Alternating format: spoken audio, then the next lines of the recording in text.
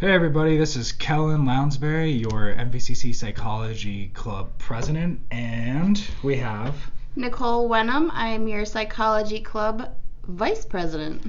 And today we are going to be going over a little bit about us and what we do and what our mission is.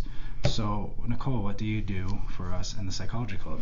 I'm the vice president, and what I do is when Kellen is not available to be at meetings, or if he needs assistance getting something accomplished, if he does not have time, that's where I kind of step in and take over. If he is unable to perform something that needs to be done immediately, that's where I come in. So pretty much if I'm not pulling my own weight, she gets it done. Pretty much, if you're not pulling your own weight, I'll be dragging you around by your ear, Kellen. Okay, there's evidence of this now. Yeah, so a little bit about our mission. We do a lot with the community, and we have a lot of outreach with our community. You can tell that we're busy all the time. Isn't that right? Definitely very busy, especially with our donation boxes all over campus. And that's been doing pretty good. Yes. Getting a lot of donations in there. We have a lot coming up here in the next few months, and with the plans that we're doing with the club. And so this month, the month of March, we're trying to make this an annual drive to benefit the homeless of Utica as well as Madison County. Our donations are for hygiene products this month. And we are taking in soap, shampoos, razor blades, shaving cream, anything you could think of that you'd like to keep yourself clean with. We want to be able to donate that to the Utica Rescue Mission, as well as the Madison County CAP office, which is the Community Action Planning Partnership Program.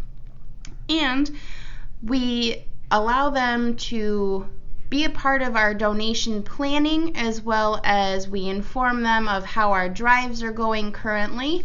And we have donation boxes set up all over campus, and some of our officers and members have spoken about the hygiene drive in their classes. So Nicole, tell me about yourself. Why are you here at MVCC? So I'm 28 years old now, and I knew right after high school that I was not ready for college right out of the gate, so I did some traveling, and I started working in healthcare, and honestly, I grew out of what I was doing, and I decided to go to school to become a chemical dependency counselor, as there is such a need in not only our small community, but nationwide. Now, how was it that you fell in love with the field of psychology? Well, I enjoy psychology as literally as it's part of our everyday lives, and you can't bump into anyone without having a little bit of psychology rub off on you, like, I guess, is how I would look at it. Honestly, I'd like to change some views, because we have so many views that are nothing but negatives, but also we should have some positive in there. What are some of the common stigmas you think that should be changed? Honestly, that no one's created equally. Here in campus, we see it all the time, where you have these little pods of people that are, and it's usually the younger crowd, as I'm an adult learner, as are you. Mm-hmm. We're kind of looked down upon. Wow, why are you here? You're a little old to be in college, don't you think? And there's people that are up in their 60s that are going to school here to get a degree. So I think that's one of them, that just because we're not fresh out of high school and beginning lives outside of our parents' homes, that we shouldn't be frowned upon. Exactly, and the world every day is getting more fast-paced. If you look at every decade that there has been, the demand is excelling, even for the younger generations that are getting ready to go to college. What do you think Utica could really benefit from, and just the whole aspect of psychology? What do you think they could really benefit from? I think that honestly we should begin something in high school, saying that it would be great for the Psychology Club to actually go into a couple of local high schools and tell them about what we do and what we accept, because we don't just accept people from the psychology majors. We have art students, we have mathematics students, we have engineers, we have culinary people, we take everyone because no one group should be just one group. It shouldn't be closed off to, okay, I'm a psychology club, not a psychology club major, but a psychology major, so I'm going to be a part of the psychology club and nobody else is invited. Exactly. This is not the Little Rascals and we hate girls.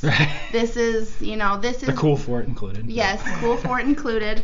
I wish we had a cool fort. That'd be awesome. Maybe we should get on But it should be viewed that you can be a part of something bigger, even if it's not what you're studying or what you want to do with the rest of your life. It's just a good way to open your eyes to see what the community has to offer, what the club has to offer, what school has to offer, even if you're not realizing what's going on around you. And she's absolutely right in the sense I'm actually a sports medicine major, but mind, body, spirit, the whole deal here. I have a deep love for psychology and actually do a lot of self-education in that, and I'm actually enrolled in classes in that. And you'd be amazed how many different physiological processes can be the account of why people react why they do, and they might not even realize it. And it's not until you really start to ask yourself why you do the things you do that you can liberate yourself and be set free. And I think that's another reason why psychology is such an important field, that there is not many other fields out there trying to take a scientific approach to understanding why we think what we do and why we do what we do and all of our different backgrounds, and because of that. So Nicole, what is some of the most interesting things you've actually learned in your psychology classes so far?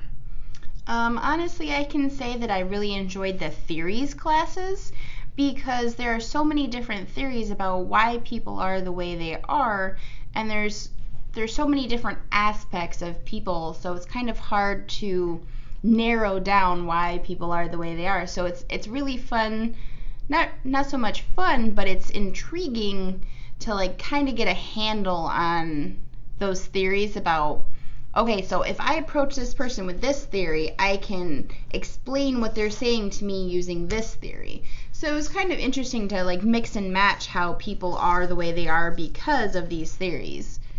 And I also really liked my chemical dependency classes because it gave you a broader perspective other than what we've learned in our internships in the field or even in real life.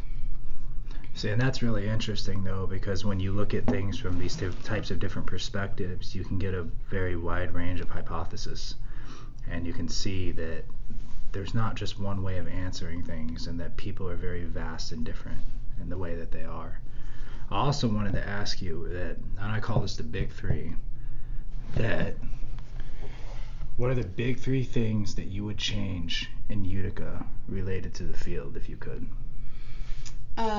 Okay, so big three. Number one, I would want our homeless and veterans taken care of in our local area because that is a big part of the human condition. We just look at them and walk by.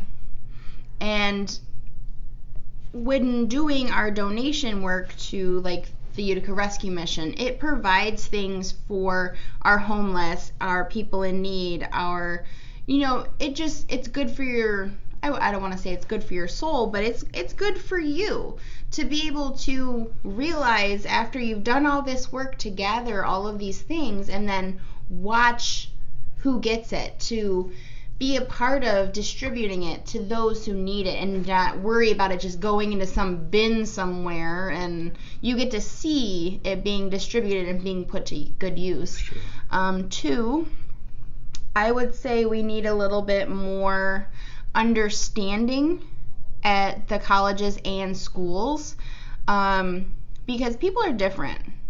People are different, and we need to, I don't want to say we have to respect that, but I think a general lesson in mutual respect should be an everyday thing because What happened to opening doors for people or holding the door open for people and not getting smacked in the face with it because they just whip it shut again as you're walking behind them? You know, I think mutual respect is a big thing that is lacking here in the area because everyone's too busy. You're too busy on your phone, you're too busy on your tablet or whatever you're doing, and you don't bother to pay attention to the areas around you. And 3, I'd like to see Utica cleaned up a bit. Yeah. There's the nice sections. Oh, yep, they have money. Congratulations, good for you. Do something about the rest of the area. Mm-hmm. The community gets so much money because it's technically a refugee city, mm-hmm. and they're placing people, you know, in these homes, but they're not taking care of the neighborhoods to make it safe to, you know, they care about the center of the city, but they don't spread out.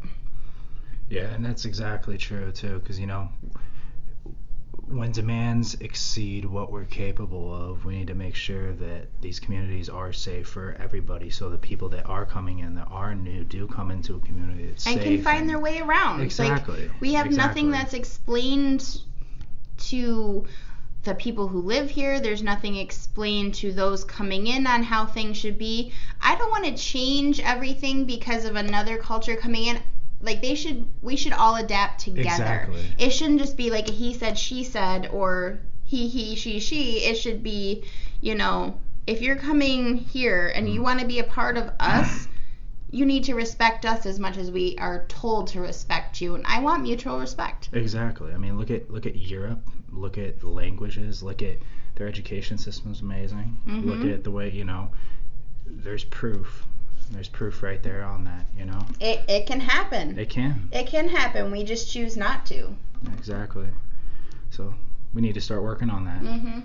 So what does changing the human condition mean to you? Opening people's eyes.